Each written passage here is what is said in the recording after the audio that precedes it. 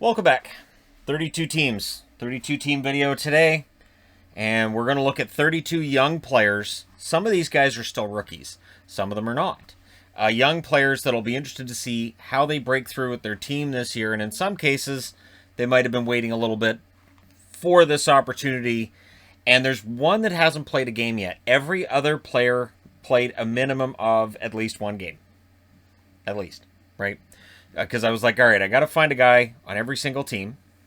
Has to have played a game. Now, the team that I'm starting with is one where just I have to. Now, he's a rookie, so I'll go ahead and put the asterisk up here. And a rookie as in, like, never having played a game. And that's Ryan Suzuki. Carolina, a team that already has a lot of good young forwards, it is possible one of the reasons they haven't signed Stahl, and I'm just throwing this out there, is the idea of leaving at least a roster spot there for maybe one of the young guys to step in. If Ryan Suzuki is as effective, nearly as effective as his brother is for Montreal, Carolina's in for a treat. So that's the one there. Now, there were others that I could have picked, but they're gone. The couple that I wanted to pick, they're not with the team anymore. So there's that. All right, going on to Winnipeg. Winnipeg, a player who's been waiting for his opportunity. That's Christian Vesalainen, who played 12 games last year, no goals and 1 assist. Vesalainen, there were flashes last year, and I know Ville Heinola's out there too. Heinola, though, as a defenseman, he'll get more tries. Forwards don't necessarily get as much time as the defense. If Vesalainen's able to take that next step and maybe, make up for the loss of production of losing Perreault, losing Appleton. See, the name came to me. There you go. It would be huge for Vesalainen, but it kind of feels like this would be his last opportunity. And again, if Heinola doesn't get into every game this year, I don't think that's the end of the world for him, but we'll see. And of course, that whole Finnish players, Winnipeg Jets thing would continue to be an issue if both Vesalainen and Heinola weren't seen as being given a proper opportunity. All right, Calgary. Calgary, I went back and forth, but in the end, I decided I have to keep this to players who didn't play very much. So I thought about Juuso Välimäki, but I decided no, Välimäki, that's a whole other category. He had kind of a down year, but he played most of their games. So I'm going with Shillington, who, as I said, defensemen get more opportunities, but you get the feeling maybe Shillington could be on his final opportunity to earn regular duty with the Calgary Flames. I like Shillington. The Flames only gave him 8 games last year, and he got the 1 assist. So we'll see whether or not this year he makes the team full-time. Seattle was tough. Seattle was tough to find somebody. So I went with the one they picked up from Vancouver, Cole Lind, who in 7 games for Vancouver did not record a point. But he did play very well at the American Hockey League level. The offense is there. It's possible he breaks into the Seattle lineup and surprises some people. But again, the pickings are kind of slim when it comes to Seattle, so I went with Cole Lind. And then I decided I better put Vancouver up after Seattle because that's the Vancouver guy. So he would not have been my pick for Vancouver if he was still in Vancouver. I have Olli Juolevi there, who just signed an extension at the league minimum. In 23 games, 2 goals, 1 assist, 3 points. He will never justify them drafting him ahead of Tkachuk, but I think Juolevi can develop into a really solid defensive defenseman, top 6 variety. Sort of for Vancouver what Larson was for Edmonton over the last couple years. I think Juolevi can do that. I don't know how much offense is there. He just had the 2 goals this past year. With extra ice time, who knows? But again, it's going to come down to Travis Green has to put him in the lineup regularly, and we'll see how that goes. But Juolevi should be a regular for the Canucks this year. For Ottawa, Shane Pinto had a great debut for them. Plays 12 games, 1 goal, 6 assists, 7 points. So the expectation with Ottawa this year is they're going to be better. Pinto's going to be part of that if they are. And it is easy for Pinto to slide under the radar considering all of the good young forwards you have there, guys like Norris, Stützle, and others that are there, like Batherson. Pinto can get lost in the shuffle. That may change during this season. Of course, they're going to want a bounce-back season from Colin White too, right? But for Ottawa, there are a lot of good young options now, and Pinto absolutely was an impressive addition to the roster when he got in there. Be interesting to see over a full season what he can do. For the New York Rangers, a player who didn't really get into enough games last year, and the offense wasn't where you might want it to be, but he didn't really get that offensive time. He wasn't on a top 2 line either, and that's Vitaly Kravtsov, who in 20 games, 2 goals, 2 assists, 4 points. The loss of Buchnevich hurts, but it gives a guy like Kravtsov maybe an opportunity to step up in the lineup and get some more goals and points than he would have if Buchnevich doesn't get dealt. I really think the reason they moved Buchnevich wasn't just to save money. I think it was because they had a lot of forwards that performed a similar task in the lineup, and they wanted to shake things up. And they did. The Buchnevich deal, there are some people who didn't like it, and we'll see how it goes this year for the New York Rangers. Nashville.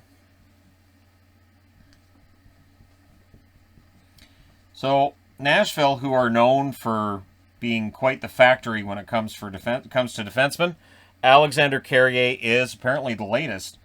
They were very impressed with him. He only played the 19 games during the regular season with a goal and 2 assists. He impressed them enough that they said, we do not want to lose him to Seattle. So Carrier, there's some pressure on him this year. And again, Nashville always developing solid defensemen, always finding that next defenseman. Carrier could very well be that next guy that becomes a top 4. And we once again would be looking at Poyle's job and saying, he really is excellent at scouting defensemen. Buffalo. So Buffalo, where everything is on fire at all times.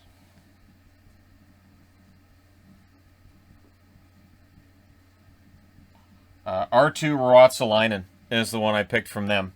In 17 games, 5 goals, 1 assist, 6 points. It is doom and gloom with Buffalo, but there are some good young players here. And there are some encouraging signs that this team can start winning and can get this turned around. The Eichel deal could decide that. The Eichel deal, honestly, the fact we haven't had the Eichel deal yet is part of the reason why I've got the board all set up for season previews, and I'm scared to get them started. Because I'm worried that I'll get to Buffalo, and then they'll trade Eichel. And it'll change the whole picture for not just the Sabres, but somebody else. But with the trading of Eichel, a guy like Ruotsalainen could end up getting more ice time, could end up getting that opportunity as well. 5 goals in 17 games would tell you he has the offensive upside. And in Buffalo, if you're young and you've got offensive upside, you will get your opportunity. St. Louis, player who's been talked about for a few seasons now. He should be getting a chance to be in the lineup regularly this year.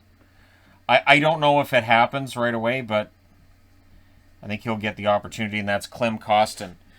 2 games, 1 assist for him this past season, but with some of the moves St. Louis has made, you've got to think there's going to be a roster spot opening up for Kostin. So, yeah, Kostin, again, highly thought of prospect.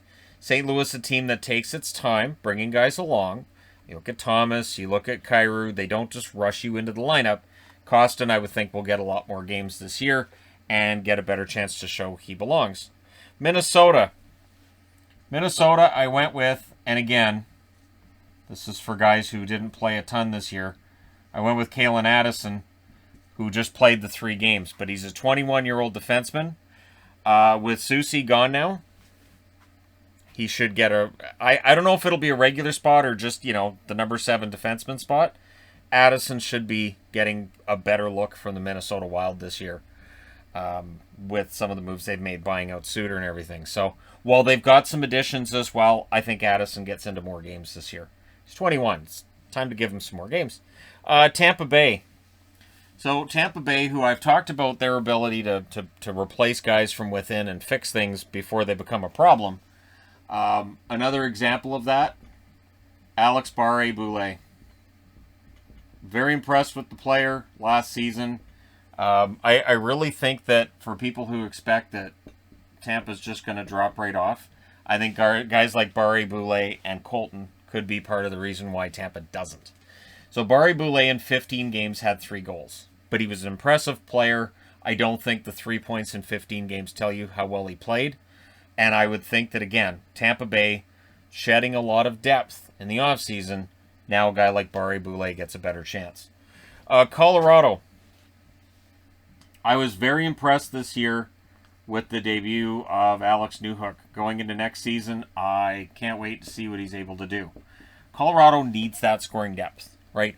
There are 2 reasons that they get knocked out by Vegas. One, their blue line did not look effective enough defensively. Turnovers were a nightmare. And the scoring depth wasn't where you want it to be. Newhook can be part of the solution. I also think this is Kadri's maybe last go-around as the second-line center for Colorado if things don't turn around for him. But that's a whole other video. That's the guys who need to turn it around type video with 32 teams. Newhook, 3 assists in 6 games. Pretty sure he got his first goal during the playoffs, but he hasn't got a regular season goal yet. So look for that to get resolved relatively quickly. I like his talent. I think he could be a huge part of the reason why Colorado does finally get over the hump in the playoffs. Washington. This is kind of an out, but Connor McMichael did play a game last year.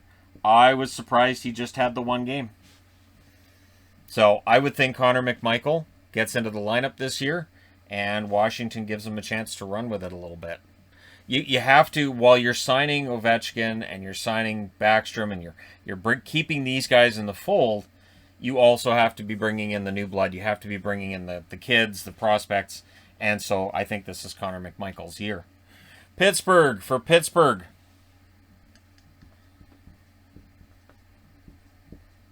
I don't know if Radim Zohorna makes it into the lineup, but it is fascinating to me how 8 games, 2 goals, 2 assists, 4 points. Zohorna just fit right away. And it's another example of Pittsburgh they find players.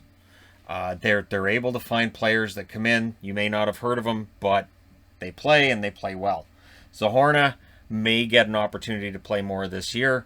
We'll see how injuries are for Pittsburgh. Injuries are normally an issue. Same with St. Louis, same with Colorado, and of course Vancouver, who stayed relatively healthy, except of course the Pettersson problem and a couple others, but it was mostly a healthy year for Vancouver. But Pittsburgh is a team that's regularly dealing with injuries, and so that may benefit Zohorna to getting another opportunity.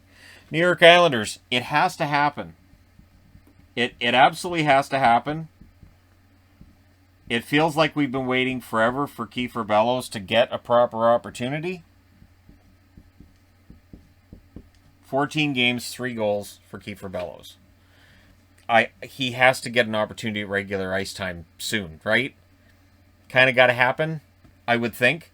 Now, right now, the Islanders haven't signed back Palmieri, Cizikas. They haven't signed back Zajac. There's rumors they're going to bring them all back. But, yeah, if they don't, you would think have to open up a roster spot for a guy like Bellows. We'll see. But I'm pretty sure he has to clear waivers if they send him down. Some of these guys would have to clear waivers if they get sent down, which means there's a better chance that they make it to the roster or maybe get traded, right? Columbus. For Columbus, Emil Bemstrom. So for me with Bemstrom, excellent first time around. This past year, 20 games, 3 goals, 2 assists, 5 points. Disappointing year for Bemstrom. I think he bounces back, and I think we'll see a good year from him this year. Columbus will be the opportunity for that. Some of the moves that they've made should very well open up a spot so Bemstrom plays a more prominent role for Columbus going forward. Philadelphia.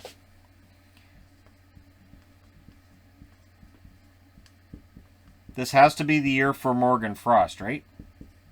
Just played the 2 games at the NHL level last season.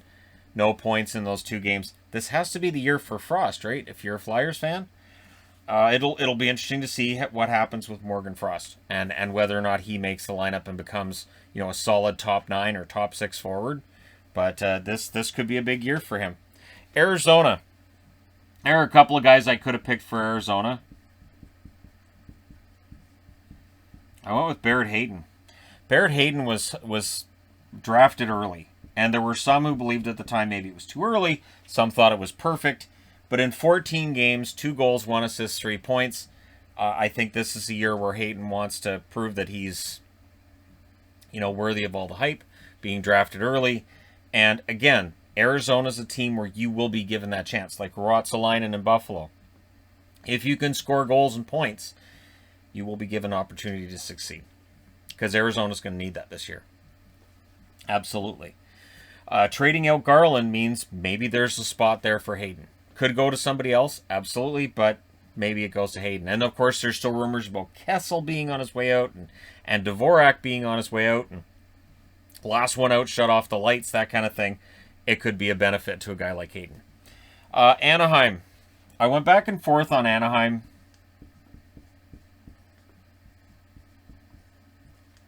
I'm going to go with Trevor Zegras just because he had a rough start to the season. Turned it around after he went down to the minors and started playing center, which is his natural position. Ends up playing 24 games, which is more than almost anybody else on the list. It's more than anybody else on the board. One more than Ulevy. 3 goals, 10 assists. The totals weren't awe-inspiring, but Zegras was very good for them when he was in the lineup, especially, as I said, after he went down to the AHL and really discovered his game and got his confidence at the pro level. So I'm kind of expecting a big year from Zegras. Florida. Their expansion cousins, Florida.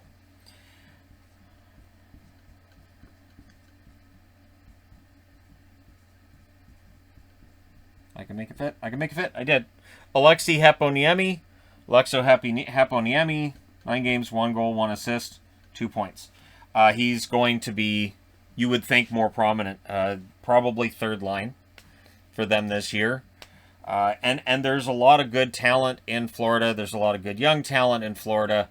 I think Florida's going to be pretty fantastic this year. We'll see. Heponiemi, if he's able to take that next step, plays a big role in that too. Vegas. Vegas keeps trading away all their youngsters. And so of guys who didn't play a lot of games who were young, they haven't traded this guy yet. There are rumors that if they acquire Jack Eichel, he may be part of that deal. And that's Peyton Krebs. 4 games, no goals, 1 assist. I have to say this too. When I see fans talking about potential trades for Eichel, and they say, well, we don't want to lose a core member for Eichel. You're losing a core member for Eichel. So Krebs doesn't get it done. But as long as Krebs stays in Vegas, he should get that opportunity. He should, right? Eventually, they have to have faith in one of the guys they've drafted up front. They didn't with Cody Glass. They traded Nick Suzuki before he made the NHL. We'll see whether or not Peyton Krebs gets that chance this year.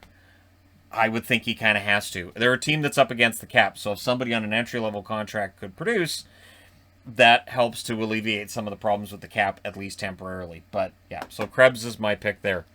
Edmonton. For Edmonton, and I went back and forth a bit on this too, but with their blue line and all of the changes going on and all of the debate, a defenseman that I've liked, but we'll see what his ceiling is at the NHL level, that's Evan Bouchard. 14 games, 2 goals, 3 assists, 5 points. If Bouchard lives up to his advanced billing, Edmonton's pretty good on the blue line. If he struggles, they're going to have some issues there. And that's the question mark, is who's going to play that defensive role? Does Bouchard end up playing a better defensive role than some of the other high-profile guys? What kind of ice time is he going to get? Does he get Dave Tippett's confidence? A lot of what happens in the NHL really comes down to, does the coach have confidence in the player? That's why veterans will usually get preferred over young guys. The young guys, they may not know what to expect. They may figure there's going to be more mistakes. Veterans, even if they make mistakes, they kind of expect some of those, so they'll play them to their strengths and try to keep them away from their weaknesses. We'll see how much of an opportunity Bouchard gets in Edmonton this year. Boston. Well, see, so I'm wearing my Jeremy Swayman jersey. So for me, if I'm going to be wearing my Jeremy Swayman jersey,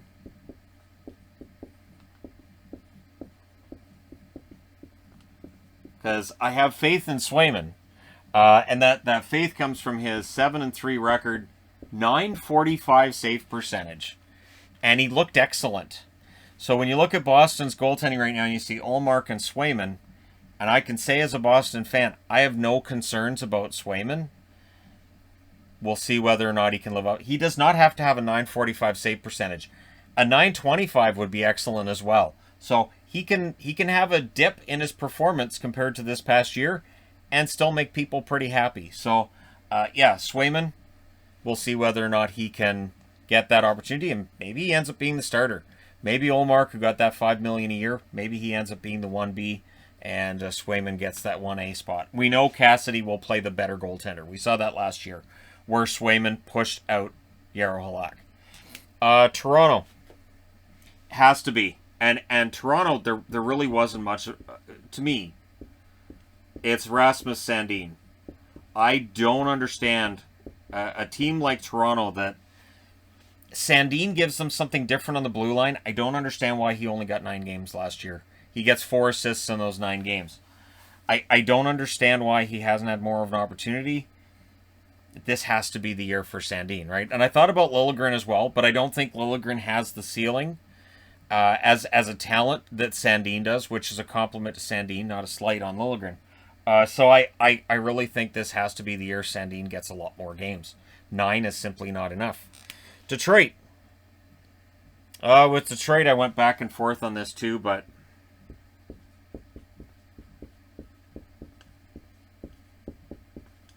Gustav Lindstrom. Now, I will say this. I think Lindstrom, who played 13 games and had 3 assists, I think they left him in the minors last year knowing this past season was going to be a rough one. They wanted him to develop his game at the minor league level. I don't think the fact he only played 13 games says anything about his season or anything negative. I think they're just taking their time. The old Detroit way. Take your time. Don't rush anybody in. And Yzerman's clearly doing that. I would expect Lindstrom to be in the top 6. May push his way into the top 4. And I love his defensive game. I don't think there's offense there. But defensively, love his game. The LA Kings.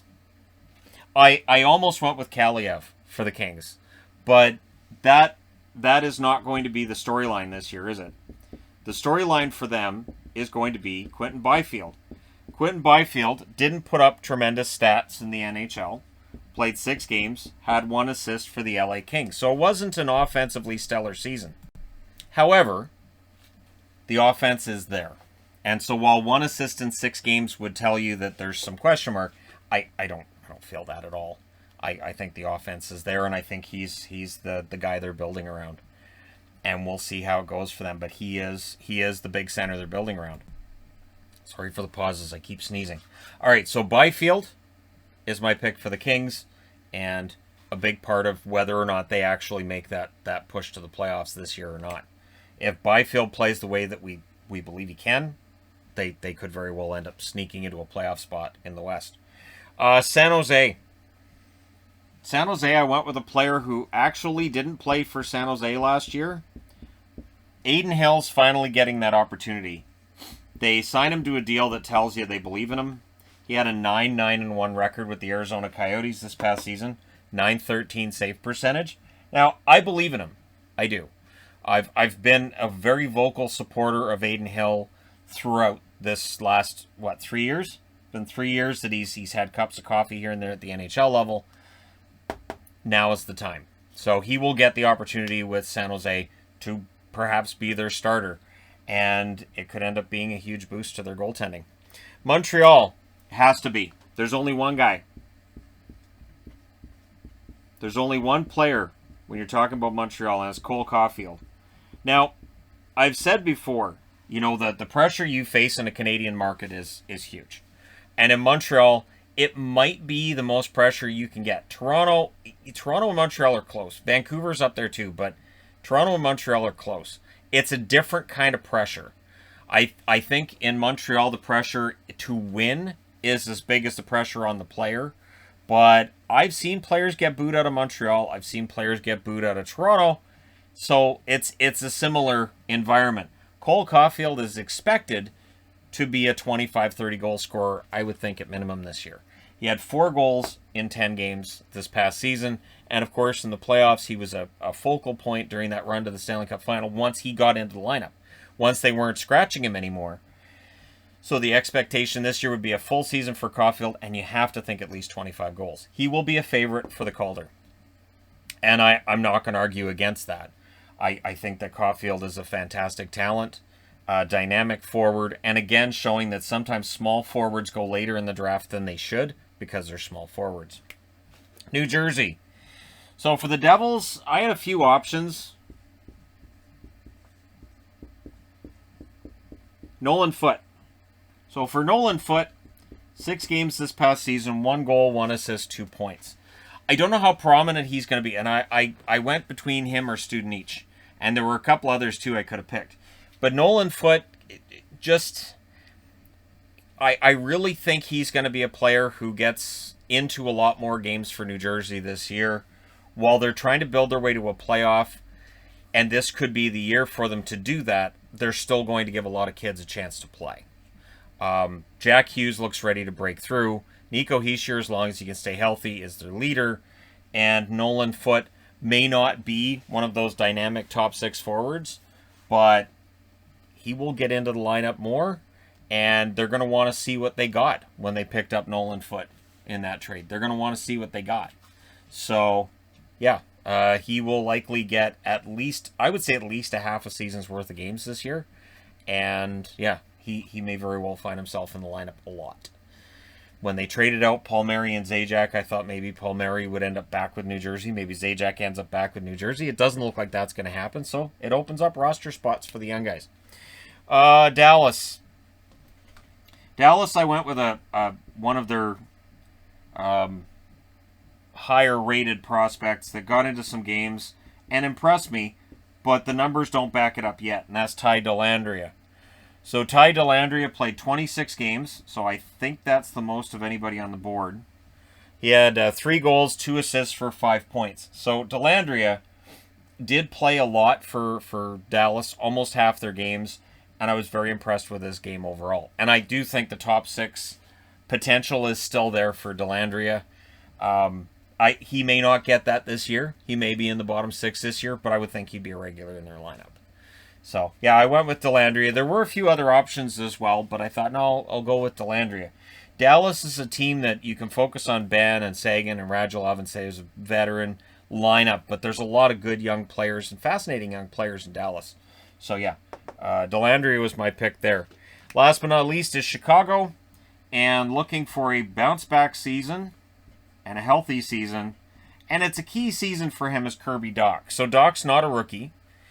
He's got more experience than almost everybody else on the board, I think, at the NHL level. But in 18 games, he had 2 goals, 8 assists for 10 points. How healthy Kirby Dach is, his ability to play in as many games as possible could go a long way towards deciding whether or not Chicago's a playoff team. Yes, the return of Jonathan Toews would help as well, but Kirby Dach is a fantastic talent. And if they can have 4 solid centers down the middle, whether, maybe Gaudette ends up on the 4th line, Strome on the 3rd line, and then Dach and Toews, just as an example, just off the top of my head, as being a 4 spot, your depth down the middle can decide things.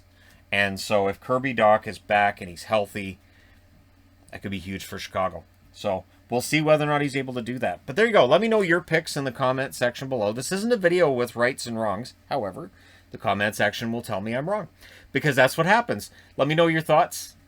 Don't forget to hit like and subscribe if you haven't done so already. And hey, thank you guys so much for watching, for all your support. I will talk to you again soon.